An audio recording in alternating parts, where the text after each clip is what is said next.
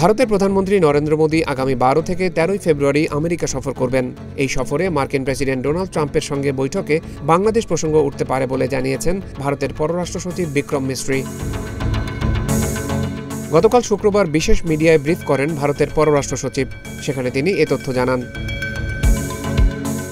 ট্রাম্পের সঙ্গে মোদির বৈঠকে বাংলাদেশ প্রসঙ্গ আসতে পারে কিনা এমন প্রশ্নে বিক্রম মিস্ত্রি বলেন, আমি এ মুহূর্তে আগে থেকে পূর্বাভাস দিতে পারি না। তবে সেখানে আঞ্চলিক ও আন্তর্জাতিক বিভিন্ন বিষয় নিয়ে আলোচনা হবে এবং আমার ধারণা যেসব বিষয় আলোচনায় আসতে পারে সেগুলোর অন্যতম একটি এটা। ঢাকায় ভারতীয় হাইকমিশনের নিরাপত্তা নিয়ে প্রশ্নের জবাবে বিক্রম মিস্ত্রি বলেন, কূটনৈতিক স্থাপনার নিরাপত্তার দায়িত্ব যে দেশে সেটা থাকে সেই দেশের।